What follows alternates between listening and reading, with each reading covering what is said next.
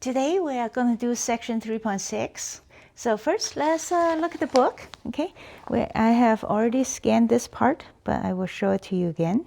All right, that's that. Okay, next page 110 and 111. Let me line this up a little closer.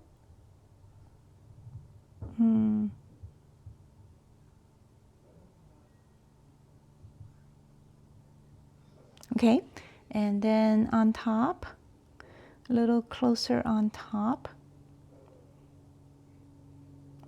and then a little closer on the bottom. All right. Next, page 112. Let's see. First, the whole page. Let me get it. That side seems fuzzy. Move it a little. All right. A little closer on top. And a little closer on the bottom. Okay. So today we are going to please look at page 109. We have, we'll talk about, the first thing we'll talk about is the first fundamental form. What that means is, let's say we have a vector equation, x equal in parametric form. So x is x of u and v. So remember this x is a vector, so it has three equations, okay? And each one is represented by some function of u and v, whereas u and v themselves are just numbers. So so in this case, being that we have two parameters in general, this will represent a surface, and then if we have a surface, then we can consider a curve on the surface, right? And the curve on the surface can be determined by a relationship between u and v. That is, if you describe a relationship between u and v, such as say I make something up, u equals to 2v, that sort of thing, then or something far more complicated than that, that relationship will in general if you plug the u and v in here, then that will describe a curve on the surface. And of course, this is the most general way of representing the relationship. Most of the time, you can probably plug one in terms of the other to make things easier, right? In this case, we'll say that v can be pulled out in terms of u, in some kind of a quick relationship where we can write it that way. And so let's turn the page. Okay, now we're on page 110. So if you do that, then if v can be represented in terms of u, then your x, the x will be, if you plug in there, this will be the equation of that curve that we were talking about, where you put u and h of u in there. So in this case, it's no longer the surface because now you're only down to one parameter. And one parameter has 1 degree of freedom. So this is describing some curve. And next, we'll consider the tangent of this curve. Now to calculate the tangent, then we will take the derivative, okay? And then it will be this, right? Well, after you take the derivative. Now let's see, this isn't the unit tangent. We just took but it is the a tangent, okay? We do not know or care how long it is. So this is a tangent, and then so then if with the tangent, then we can follow the arc length formula to calculate to get the arc length, that is ds. Now the arc length formula is on page 89.4. Let's look at it. Page 89. Okay, here's page 89.4. And let's see, where is it? Yes, here's the representation of arc length that we had earlier, some days ago. And then, but remember, what is the arc length? Arc length is ds by dt equals to the magnitude of the tangent. Or put it in, this is another way of saying it, is ds squared is equal to, if you square, then it's equal to each of the d's, the derivatives squared. Or you can write it like this, is equal to dx, yeah. This is another way of writing it. So that's what I'm talking about. Now, if All right, so let me show me my notes here first for a little bit before we move on. So I have scanned the book in here to show you something that the book didn't mention that I feel that should be stated more clearly.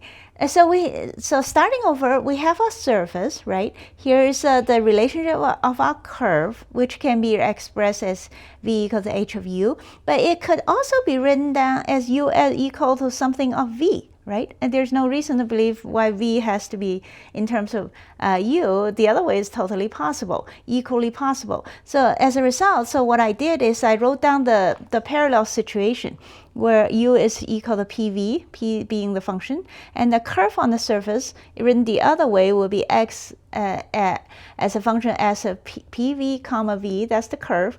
These are the same curve. Okay, I just figure what if u is in terms of v instead of v is in terms of u, and if that's the case, then the tangent will also look similar, right? Before, the tangent end up being xu plus xv h prime, then this time will be this. If you take this a very similar action, you end up with this thing.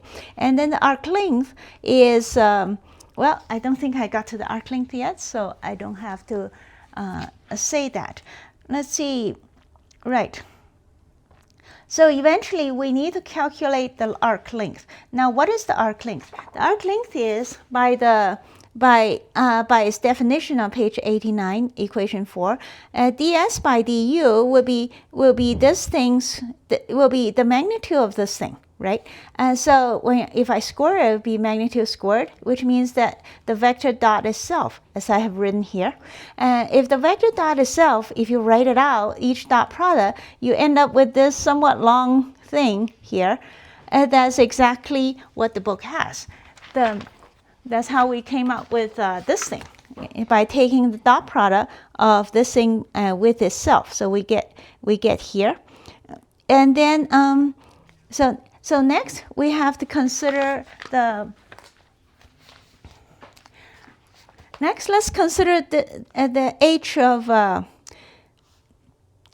let me see. Oh, and that was just the ds by du. I think to get to the point where we don't have the du on the bottom, we just multiply on both sides.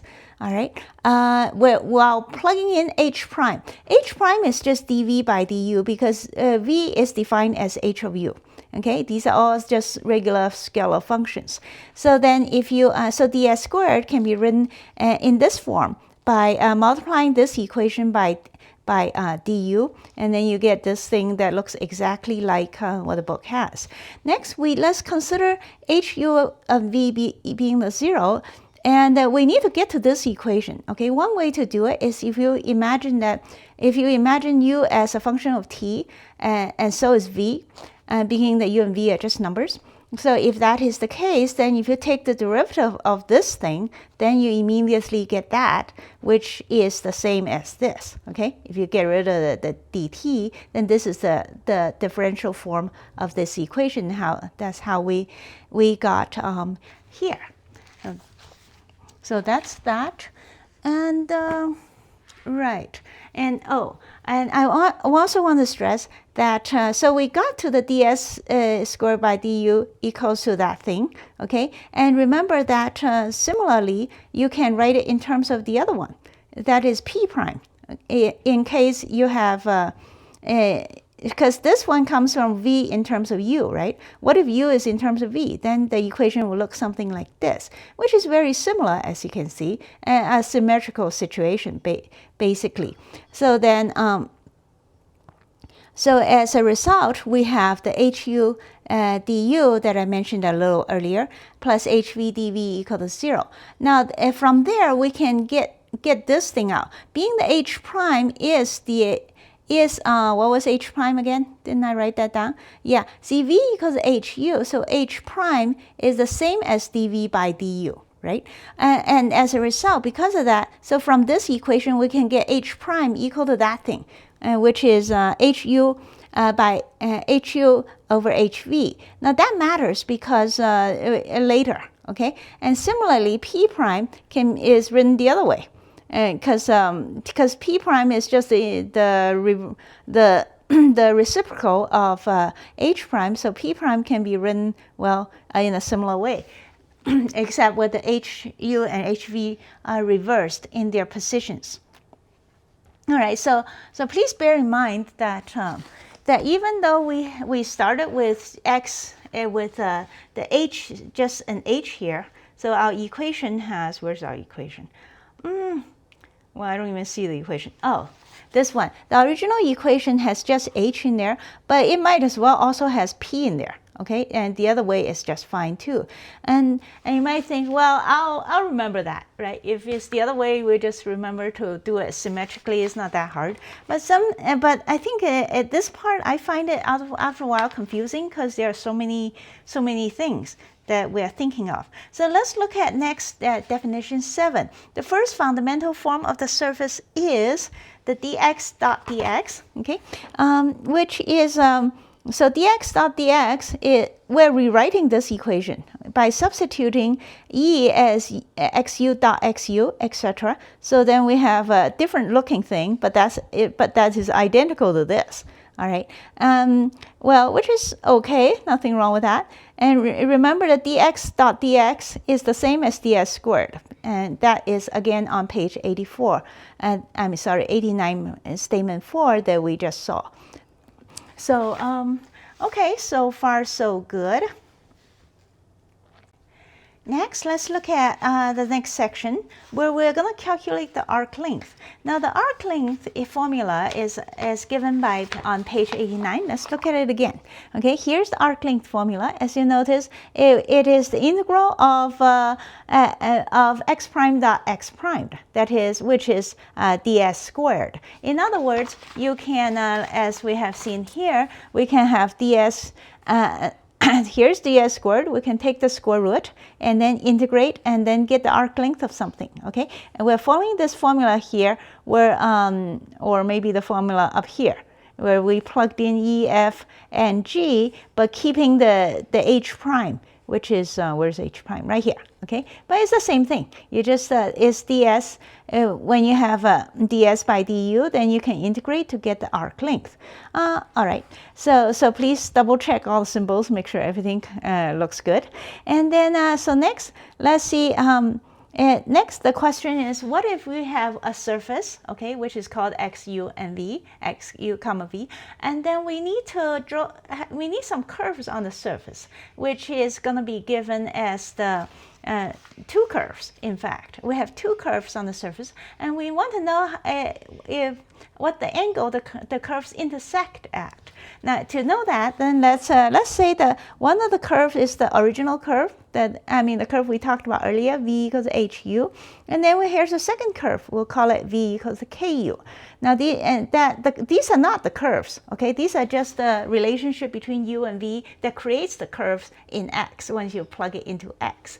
Okay, so we have two curves, right? And then so we apply the cosine angle formula, which means the cosine angle between two vectors are the dot product divided by the magnitudes of the dot of each vector. Here, so here's what we're doing right here. So the first one, the tangent, as we have done a little earlier, is this one with h, and the other one is the same thing, except that we changed it with k and then divided by each magnitude. Now, and then what we're going to do is plug in each of these things, okay, on the formula with e in it. Where is it? Well, anyway, so this thing is the dot product would be equal to, okay, the dot product is this, right? And then you, well, yeah. So, but this is you're dotting each one. But anyway, please get this to come out. Write this out to make it happen. I have some of it done here. See, the dot product of the first one with h and the second one with k. So you write it all out, and then you double check that this xu dot xu is the e, xu dot xv is the f, and the other one's also f, and then eventually this part is the g, and not counting all the derivatives. So once you've done that, then and then check the bottom as well until you come up with this much longer looking equation. So that would be one way to calculate cosine theta is you do all this stuff, okay? So if you have two curves and you need to calculate the angle, then that would be the formula that you go by.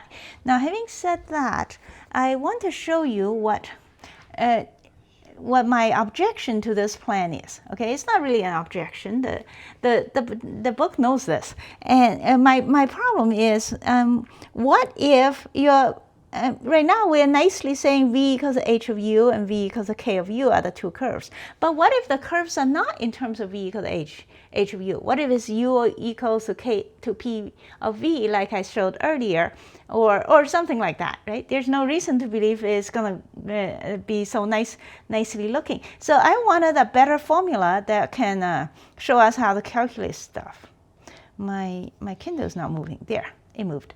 All right, so what I did is, so I did the calculations. Now, so let's say, so I went by the v equals hu. It comes from the curve huv equal to 0, right? Or put it this way, h prime would be equals hu over hv. This is something I mentioned a little earlier, but you can work this out pretty quickly also. Now, similarly, v equal ku is a different curve. I'll call it a relationship of puv equal to 0.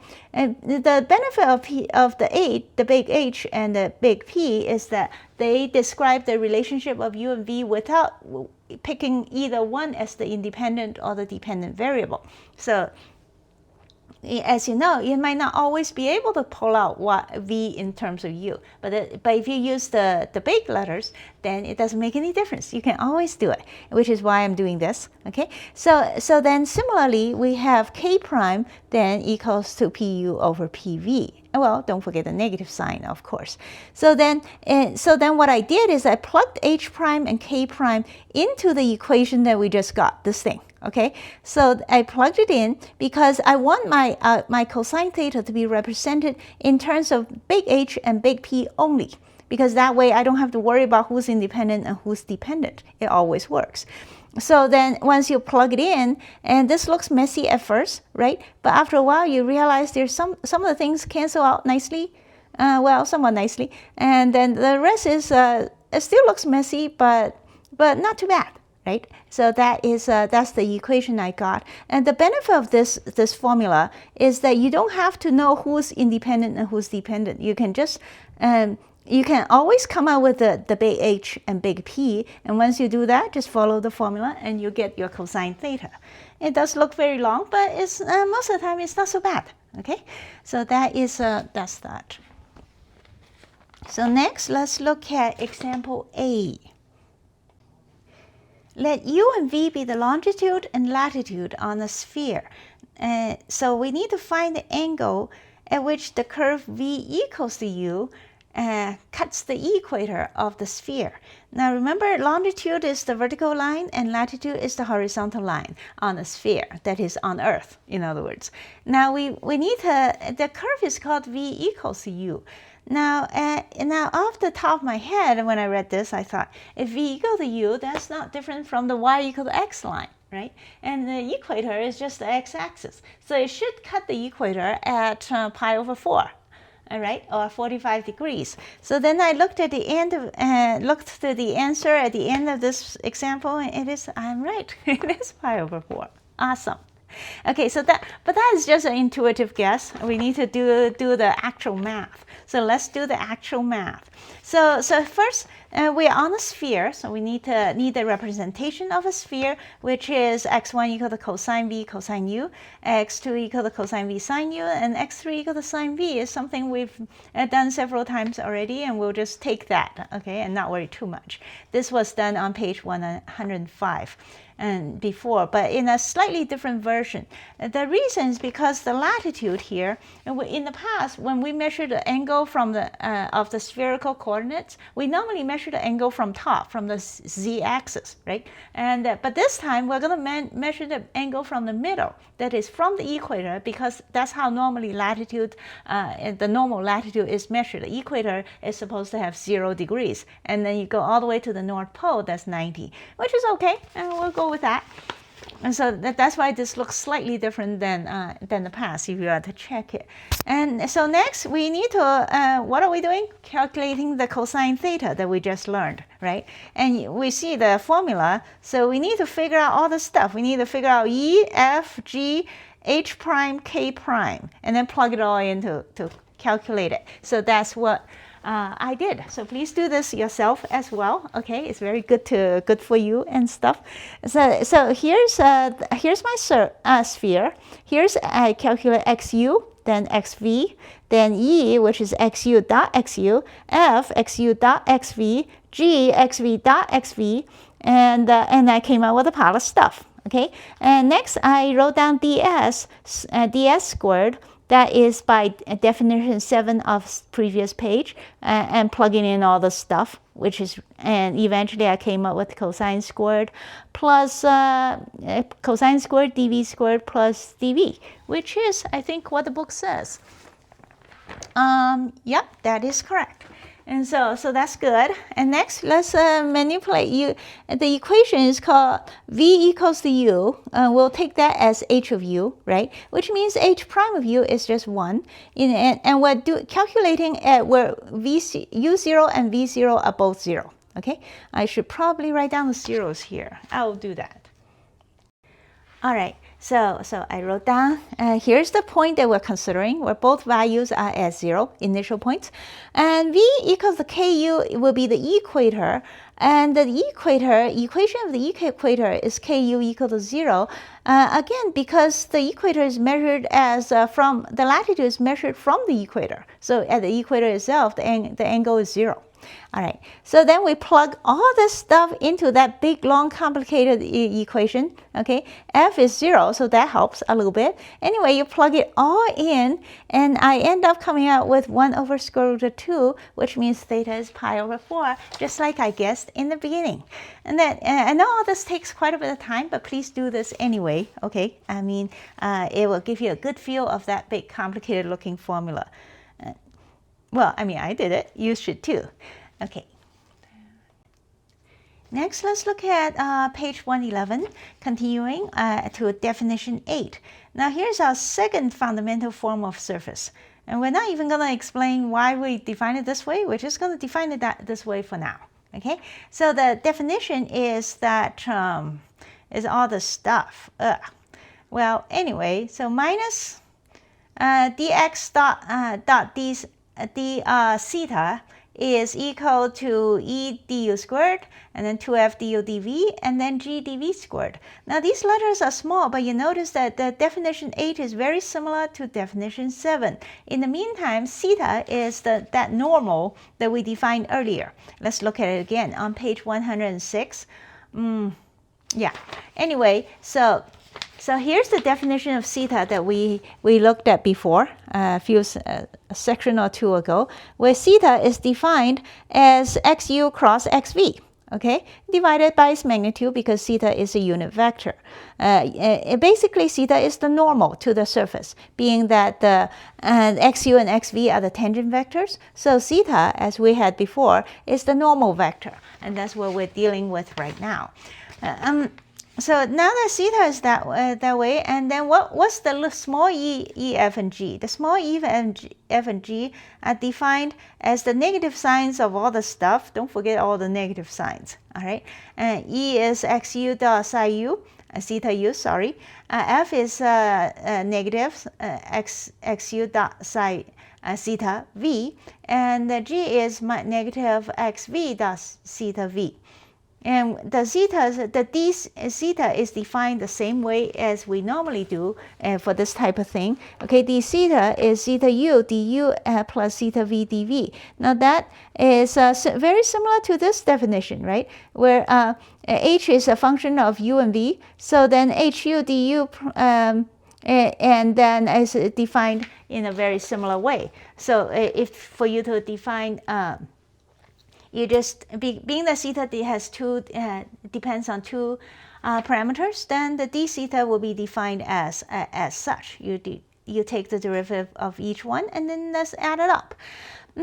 Right. So anyway, so then next, let's consider being that theta is the normal, and that is, it's perpendicular to both tangents, then when it dots each tangent, it will be 0, because anytime you perpendicular things, they always dot product is always 0. Now, knowing that, then we're going to differentiate each of these dot products, and then we'll come out with 4 things. Okay, let's differentiate this thing with respect to u and then v, and same thing here. So then we have 4 differentiations coming up. And we'll do that, then you will end up with 4 relationships. Okay, now let's see. Say first, if we differentiate, I guess I didn't even write down what we're doing. Oh, yes, we are. So we are differentiating this equation. Okay, theta dot xu equal to 0, and partial with respect, take the derivative with respect to u, then we eventually get that theta u dot xu is equal to negative theta dot x uu. Now that matters because theta u, if you were to take the derivative, is a real pain because theta has to be normalized. So you have to take the derivative of not just the denominator, that is also in the square root, okay, which is going to be super annoying. But this relationship here tells you that you just have to take the derivative of x again, and you can get out of doing that if you need theta u dot xu anyway, then so you can just do this, right? And then so that's where that can come in handy. And anyway, so you continue to do this. Please do this yourself, okay? And you take partial v, and then theta dot xv equals 0. You do partial u and partial v, and you come out with very symmetrical, similar-looking formulas. And among them, you notice that f is defined as minus xu theta v, which happens to be from these formulas. Okay, the 2 I underline here, they happen to be the same as minus theta xv theta u. And so as a result, then and furthermore, let me look at the book before I say more. All right, so now E then is equal to, if we this is E's definition, okay? And then, but if you check this thing among the derivatives we just did, and that's also equal to that, okay? E is equal to theta dot x uu, which then we got the theta back. We don't have to deal with theta u, theta v, or whatever this is. Yeah. And then so we got theta back, and we plug in the definition of theta, which is xu cross xv, and then we dot xuu, then we get the determinant form. Okay, then eventually, and I think this is again on page 64. Yeah, I have it written down right here. Okay, where d means the magnitude of xu cross xv. So we got an equation for E that is probably better than the one that involves theta u in there, because that is probably more painful to integrate. But anyway, we will see. But bear in mind, okay, here's the second formula for E. The original one is, where's the original? I didn't write it down. The original one is given as definition, which is, yeah, right here. Here's the original one where E equals to that thing, okay? And similarly for F and G, that's a very similar follow the pattern that emerges. You follow the same formula. G is defined as this. You plug in theta v from up here somewhere, at least plug in the dot product, and which equal to that, and then you get something very, very similar for E, for F and G. So please do this yourself, okay? In the meantime, in the meantime, then D, if we to calculate D in terms of something, we just take the dot product, okay, and use the Lagrange identity, which will give us this thing. If once you follow the Lagrange identity on page 64, I think I did it again up here. Yeah, page 64. Anyway, so then we calculate the equation for D, where the big E and F from the previous page, the same thing, where big E is xu dot xu, etc. And so that is the formula for D, and that should be that. That's the entire second fundamental form of surface of our surface. All right. Next, let's look at the bottom of the page, section 64. we're considering a normal section of a surface. That is, we have a surface, okay, let's say, I don't know, this thing right here. Okay, here's a surface, and I'm gonna cut it with a plane. That is a straight cut. So here's, so like, well, kind of like this, or yeah. Anyway, I'm gonna cut it, but not cut it with a plane, but it isn't just any plane. It's a plane. The plane is also perpendicular to the surface that I'm cutting at least at some point. Okay, it will cut the surface. So in cutting it, then it will create the intersection of the cut will create a curve, right? The cut curve.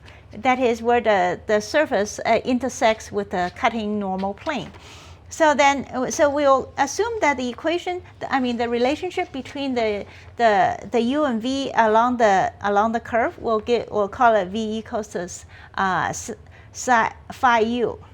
Sometimes I don't remember what the symbol is called again. Let's call it phi, well, for now. Okay. Okay. So let's say v equals to phi u is the relationship of between u and v of the cut curve. So remember the curve that we cut, being that it's created by the normal plane, the curve is completely inside the normal plane. In other words, the curve is a plane curve. So knowing that, let's turn to the next page and let's think about this curve some more. The tangent vector of the curve is dx by ds, as we have done this before. And okay, and it is also called dx by ds, which is also called alpha, right? So then, and this being the tangent will be orthogonal to the normal vector, which is theta.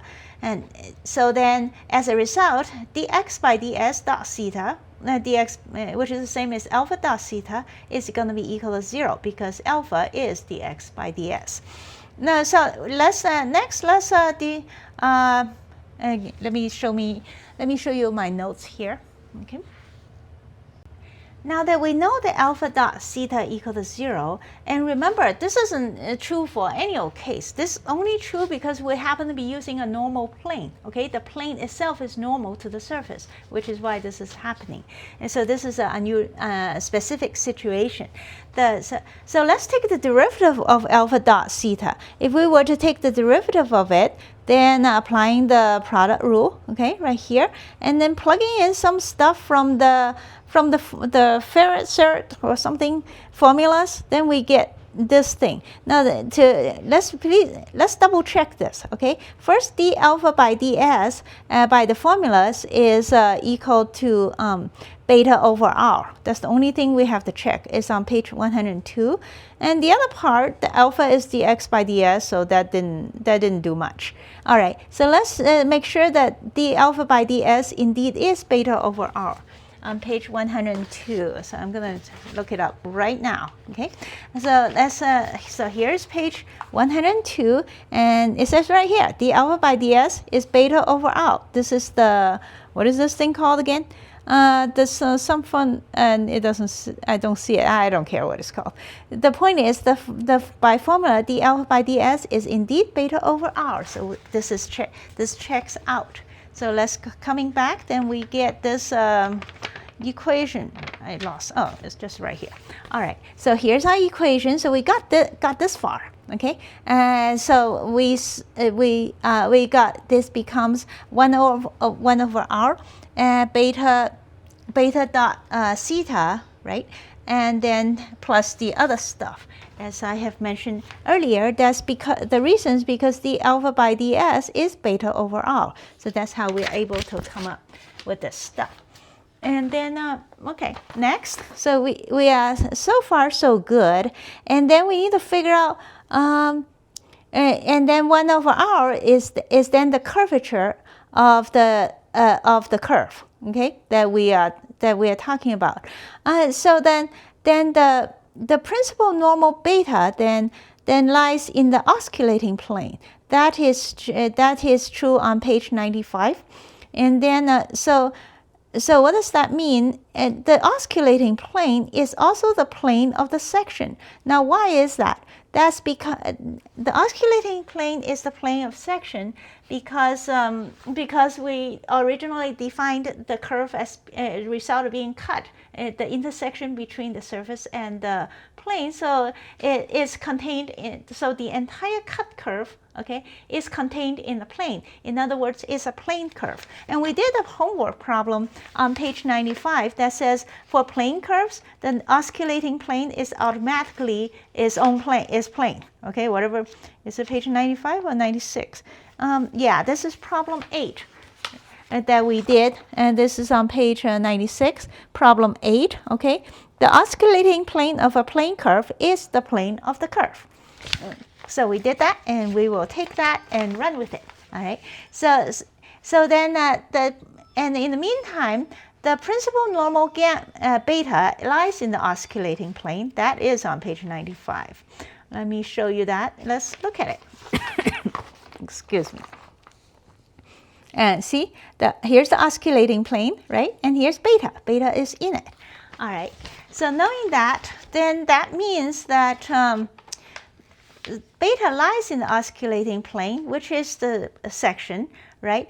And then this means beta and theta are the same thing. That is, they're pointing in the exact same direction or the exact opposite. The beta is plus or minus a theta, and then of course they're both a unit vectors, so they have to be the same or pointing they're parallel. So it's beta equals the plus or minus theta. Now let me show you what my note says. Okay, so the plane contains both the plane of the curve contains both beta and theta. So which means, and both beta and theta are both perpendicular to the tangent of phi, which means that they have to be parallel, right? And if they're both perpendicular and they're in the same plane, and which means beta equals a plus or minus theta. Or put it another way, is beta dot theta has to be equal to plus or minus 1. Okay, so that is the part that is critical. Now remember, beta dot theta equal to plus or minus 1. And then so we have from this equation, okay, beta dot theta is plus or minus 1. So we can then we can isolate 1 over r will be equal to that other stuff, plus or minus. Okay, and from there, then we're so we got here, and the next step we're going to do is show this equal to that. And the reason this equal to that is because the numerator is dx dot d theta, which was done in definition 8 of the previous, is it 8? Yeah, definition 8 of the previous equation. Okay, this is see the definition 8. Yes, let me see what the right, where in here the derivatives are let me see. Well, the derivatives are just it just is a phi prime, you see. And similarly, dx by dot dx is given by definition 7 in a very similar form. That here's definition 7. Okay, if you take, which is a similar form will be this, and this one. And then if you represent h prime with with phi prime, then that gives you the exact same thing. So that's how those two formulas come about. Now I have it also written here, I think. Yeah, okay. So I have more explanations if you want to look at it. That by definition h, then dx dot d theta is equal to that thing, which is equal to phi prime and then phi prime squared. Okay, and then but then you say, well, we still have the du's there, which is okay. All right, so we'll keep the du's there. So you notice there's the equal number of du's. There's du squared, and du squared. Similarly, for the denominator, dx dot dx, we'll copy down definition 7. All right, and then it also have a bunch of du's in it. And then once you do division, then all the du squared gets canceled out, and you get this particular equation. And I think I'm missing plus or minus, but you get the idea. Okay, so we got the equation that is shown on equation equation 6 in a book. So basically, we're going to use pull in, this is definition 8 and this is definition 7, and we're going to do division, and then everything will fall out nicely into this complicated looking formula. All right. Let's see, next, what we're going to do is, being that there's 5 primed in here, which is 5 prime depends on, well, what is it? It depends on how your normal plane cut the surface. So it's some kind of a slope. You can think of it sort of like a slope.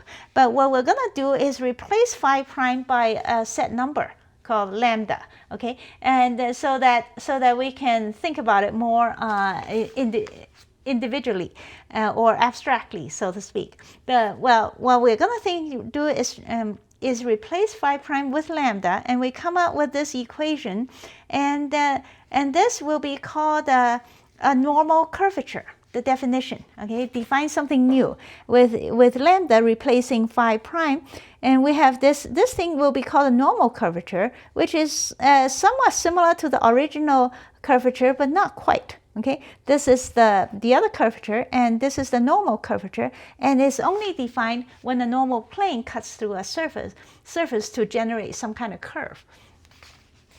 All right, so that is that.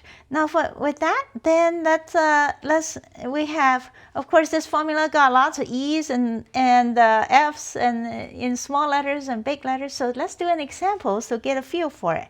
Example B, we have let's calculate this 1 over R, and with but we don't have to calculate lambda right now, okay? We're just going to calculate small EFG and big EFG, and then come up with a formula for 1 over R.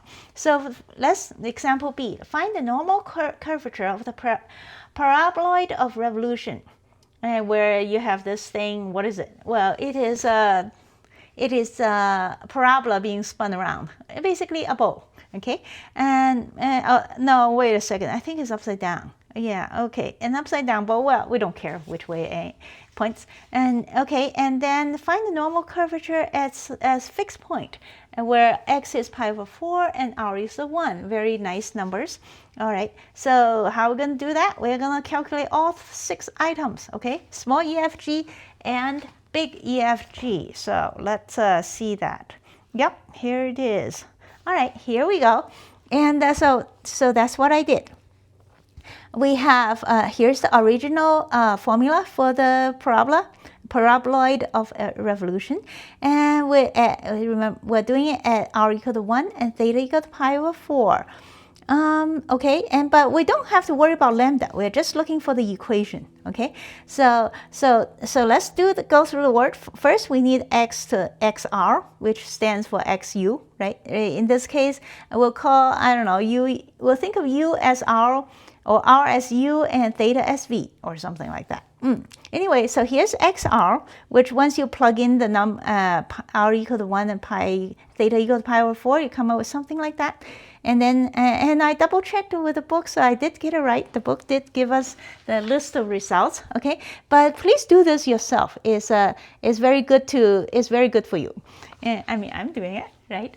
And so it must be good for you. And so anyway, let's do this. So it's just tedious work, but you know, life is tedious sometimes. And so we have xr, which come up with that, x theta, and then xrr, which is getting a couple of zeros here, which is nice, xr theta, and then x theta theta. And okay, so we have all the stuff. And then now we need to do all these things, right? And so big E is, so here's big E, which is defined as, well, anyway, so here's big E, which is xr dot xr. So you do the dot product of the actual numbers. That'll give you something. And then F happens to be 0. G happens to be 1. And then D is square root of 5. And then small e, okay, continuing.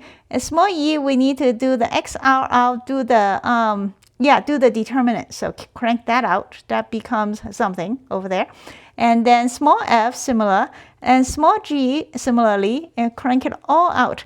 And eventually, we come up with, this is our formula that I came up with. Okay, so that is, so after some time, you should be able to get this to work out if you don't make any mistakes. Yeah, I don't think I made any mistakes in this case, which is always good. Next, on page 113, we're going to calculate the maximum and the minimum of this stuff. And, well, what I mean by that is we're going to calculate the maximum possible value of 1 over r, this thing that we just cranked out. So what is the maximum possible value? Okay, what's the biggest you can get by changing lambda? In other words, we're going to do the maximum and minimum problem in calculus. And what happens is that, but being this is a fraction where you have lambda squared on both top and bottom, the maximum minimum will quickly come up to be when lambda equals to 0 or lambda equals to infinity. Okay, and yeah, that is you just, well, or you can plot the graph of this thing and watch it goes to the top or something, anyway, and then tapers off. But we're not going to go too much into that. We'll just figure that, I don't know if I did, yeah, I actually did that. So let's, it's easy to just talk about it, but maybe we should actually do this. Now to calculate the max, here's our equation, okay, written like something like this. Now the question is, what is the maximum and the minimum of this thing as lambda changes? So to calculate it, I let lambda squared equal to 8 to make it a little easier. So because the lambda squared is on both top and bottom. So, and then let's maximize, in other words, this value. Okay, so I let f of a equal to this fraction here, and to calculate f prime like we do in basic calculus to calculate the maximum of something, and then we get something like this. So the maximum is at this value is f prime. So the maximum is when a is at 0, okay? And the minimum is when a is at infinity, or the other way around, doesn't matter. The two extreme values from this fraction you can tell, okay? You can control this thing. So, and remember, a is a square, so it has to be bigger than 0. So we don't care if a is negative. And so we only care about the positive values. So that proves that when a is 0 or infinity, then lambda is maximum or minimum. And we'll figure that out later. So at these two extreme values then, in the meantime, what I need to tell you is that this thing has a name. That is, if you find the maximum and minimum value of lambda, the maximum or and minimum possible value of lambda, okay, it equals to something, you can multiply them together, and this thing, which gives you another value, and this thing has a name. It's called the total curvature or Gaussian curvature. All right. And then if you add up the maximum and the minimum values, which will give you another value here, it is called a mean curvature. So far we have three things. To multiply the maximum and minimum is called the total curvature or Gaussian. If to add them up, without dividing by 2, by the way, just add them up, the sum of the maximum and minimum is called the mean curvature, period. Okay, so that is the end of this section. Now for homework, please do problems 1 to 9, all of them. Okay, and then when you're done, I want to talk about them. So problem 1 on page 113. So the book wants you to rewrite equation 5, right? And which makes sense because that way you don't have to worry about who's the independent variable and who's the dependent variable, which I showed you earlier, but I want to show it to you again. To write this thing, we just pull in all this, well, make sure you understand which one is which, okay? You have two things, which is this is the top piece. We have two curves where h is uv equal to 0 and then p uv equal to 0. Those are the two curves on your surface. And then we will plug everything in like this.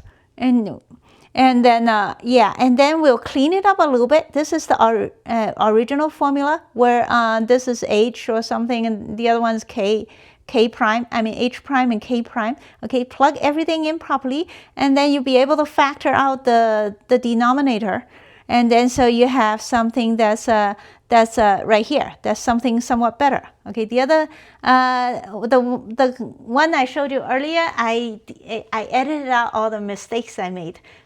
But this one isn't bad, right? I didn't make that many mistakes. So here's the formula. And then once you got the formula, then to calculate this, a circle of latitude would be equal, it would be v equal to c constant, or you can write it as HUV equals v minus c equal to 0. And then you can calculate HU equal to 0, HV equal to 1. Similarly, the meridian, and a meridian is the longitude. They're not exactly the same, but I don't care what the difference is. You can look it out yourself. A meridian, which is the longitude, we'll call it u equal to some other constant. I should probably call this c2, but it doesn't matter. So we have P u of v will be equal to u minus c equal to 0. Okay, so then Pu equal to 1 and Pv is equal to 0. And you plug this information right in here, and with all the zeros, then we end up being minus f over square root of Eg. And that is equal to 0 because f equal to 0 on the sphere. This was pre-calculated on example, I don't know, A or something, on page 111, okay? So once f is equal to 0, then we know cosine theta is 0, and therefore those two, the longitude or latitude or meridian, are perpendicular. And that's the end of problem 1. Okay, next, let's look at problem 2. Show that the curves on the surface intersect orthogonally if and only if f is equal to, big F is equal to 0. So let me find it. Problem 2, where do I have problem 2? I'm not finding it. Let me find it. Yeah, problem 2 goes, I think, similarly to problem 1. And basically, you do a very similar thing, okay, and end up that you calculate that cosine theta is going to be equal to f divided by something, which equal to, for that to be 0, then xv has to be perpendicular to xu, and so that is that, I guess. Well, I think I have a mistake here. It doesn't divide by magnitude f. It just divides by xv, xu magnitudes. But if xv dot xu equals to f, so then cosine theta would be 0 if and only if xv is perpendicular to xu. Yeah, that's all I want to say about that. That should be good enough. And let's move on to the next problem. Okay, problem 3, then we are supposed to calculate EFG, okay? And so I just, did it. And so here's all the information. We need to do the cross product to find theta. In this case, it's not, I didn't divide it by its magnitude. And so, but in the meantime, the magnitude happens to be cosine v, which is nice, which gives theta a nice clean equation, okay? And with that, we're able to calculate E, F, and G fairly conveniently. Half a page ain't bad, so that is problem 3.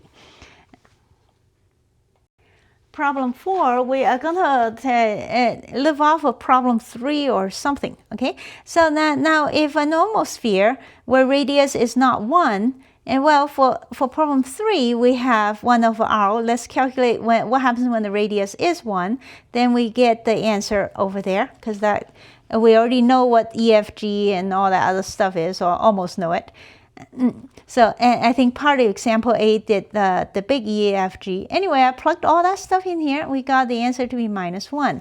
Now, what if the radius is not 1, it's A? Then E and G will be multiplied by A, whereas theta will not change, okay? Because theta is a new unit vector. So after you take the dot product, then, or whatever, then big E and big G will be multiplied by A squared because they are the dot product of something. So they will be, so then 1 over r will end up being -1 over A over A squared, which is -1 over A, which is a constant.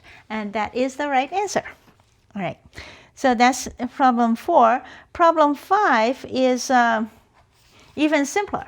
Then, being that in problem 4, we already said what 1 over r is, and it's a constant. So the total is as defined, is multiplying those things together, which get that, and the mean is adding them together, which gets this, and that's problem 5.